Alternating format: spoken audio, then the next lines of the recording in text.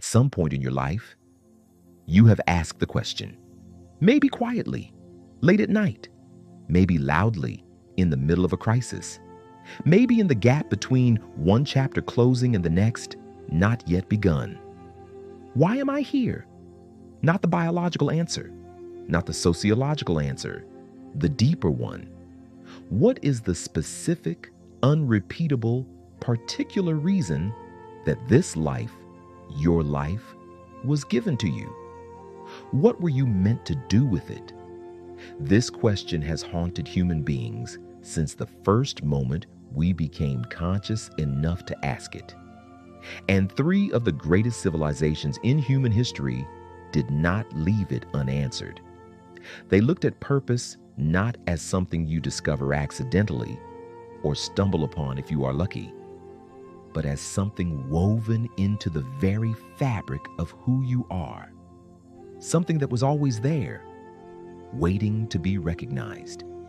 Today we explore what that means through the Stoics of ancient Greece, through the Bhagavad Gita's teaching on Dharma and sacred duty, and through the Confucian and Taoist masters of ancient China. Stay with me, because what these ancient voices discovered about purpose will not give you a 5-step plan, but it may help you recognize something you already know. The Stoics had a concept they called the Logos. Not a god in the conventional sense, not a personal deity watching over individual lives, but an ordering intelligence, a rational principle woven through the fabric of all existence that gave everything its place, its function, its purpose.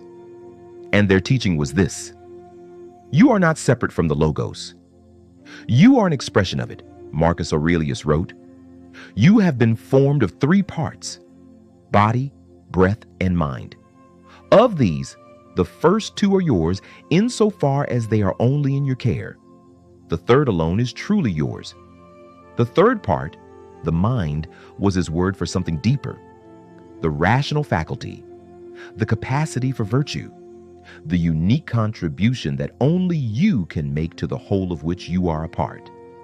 He wrote elsewhere, "Confine yourself to the present, but spend that present doing what nature requires of you." What nature requires of you, not what society expects, not what your parents hoped for, not what success looks like from the outside. What your nature, your deepest essential nature, requires. The Stoics believed that every human being had a specific role to play in the universal order. Not a grand heroic role necessarily, but a real one, a necessary one. Epictetus, born a slave, whose role seemed fixed and limited by the circumstances of his birth, discovered that his purpose was not determined by his station. He said, "Seek not that the things which happen should happen as you wish, but wish the things which happen to be as they are, and you will have a tranquil flow of life." His purpose was philosophy. His purpose was teaching, and no amount of slavery could prevent him from fulfilling it, because it lived not in his circumstances, but in his character. Marcus Aurelius, at the other extreme of Roman society, was emperor, a role he never sought and never particularly wanted, but he understood it as his duty, his function within the whole. He wrote, "Do not indulge in dreams of what you have not got. Rather, count up the chief blessings you possess and then thankfully remember how eagerly you would have sought them if you did not have them." The Stoic teaching on purpose was not find your passion. It was understand your nature, fulfill your function, serve the whole of which you are a part. Do it with complete commitment and complete humility, whether the world notices or not. In the ancient Sanskrit tradition, purpose had a precise name: Dharma. It is one of the most untranslatable words in any language. It means duty, it means righteousness, It means the law of your being. It means the specific role that the universe assigned to you before you were conscious enough to choose. The Bhagavad Gita opens with Arjuna, a warrior, refusing to fight. He looks across the battlefield and sees teachers, cousins, friends. He cannot do what his nature and his role require of him. And Krishna, the divine teacher, speaks to him about Dharma with a clarity that has echoed through 3,000 years. He says, "It is better to perform one's own duty imperfectly than to perform another's duty perfectly." Read that carefully. Better to perform your own duty imperfectly than to perform another's duty perfectly. This is a radical teaching in a world that constantly tells you to be more like someone else, to adopt someone else's path, someone else's definition of success, someone else's version of a good life. The Gita says, your duty is yours alone. No one else can fulfill it, and no one else's duty, however well performed, can substitute for it. Krishna continues, better is one's own dharma, though imperfectly performed, than the dharma of another well performed. And then the most striking line, death in one's own dharma is better. The dharma of another is fraught with fear. Death in one's own dharma is better. Not failure, not imperfection, not the embarrassment of trying and not succeeding perfectly, but death itself, in the fulfilling of your own true purpose, is better than a perfect life lived in someone else's role. The Gita also distinguishes between two kinds of action. Sakama karma, action performed with attachment to the outcome, desire for reward, for recognition, for the fruit of the effort. Nishkama karma, action performed without attachment to the outcome, pure duty, pure expression of dharma, the action complete in itself, regardless of what it produces. This is not passivity. Arjuna still had to fight. You still have to act fully, completely, without holding back. But the attachment to whether it works, whether it is recognized, whether the outcome matches the effort, that attachment is released. Do your dharma. Release the fruit. Trust that what is yours to do is already sufficient, whether the world confirms it or not. In ancient China, two great traditions approached the purpose from different angles and arrived at remarkably complementary wisdom. Confucius understood purpose through the lens of relationships and social responsibility. He taught that every person exists within a web of relationships, parent and child, ruler and subject, husband and wife, elder and younger, friend and friend, and within each relationship, a specific duty, a specific role, a specific way of being that contributes to the harmony of the whole. He said, the man of virtue, wishing to be established himself, seeks also to establish others. Wishing to be enlarged himself, he also seeks to enlarge others. Your purpose is never purely personal. It is always expressed in relation to others, in service to something larger than the individual self. The Confucian sage, the Zhuangzi, the superior man, was not superior because of his talent or his power.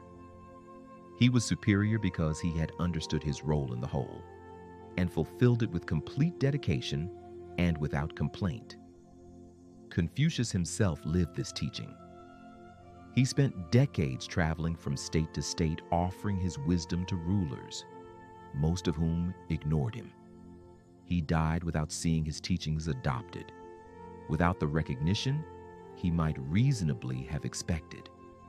And yet he kept going, because the purpose was the teaching, not the outcome of the teaching. Lao Tzu, the Taoist master, approached the purpose from a completely different direction.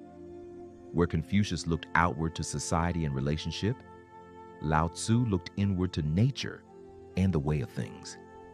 He wrote, "At the center of your being, you have the answer. You know who you are and you know what you want. Not what society wants for you, not what ambition constructs, but the deepest knowing, the one that was present before the world began to shape you. That knowing already holds your purpose." The Taoist path to purpose was not effort and striving. It was stillness and listening. Wu Wei, effortless action applied to purpose means stop forcing the question. Stop constructing an answer from ambition and comparison. And in the silence between the striving and the seeking, listen for what was always there. Zhuangzi illustrated this with the image of a great tree, a tree that had grown so large and magnificent that an entire village could shelter in its shade. A carpenter dismissed it as useless. Its wood too gnarled to cut, its branches too twisted to build with. But that night, the tree appeared to the carpenter in a dream and said, "I have been trying to be useless for a very long time.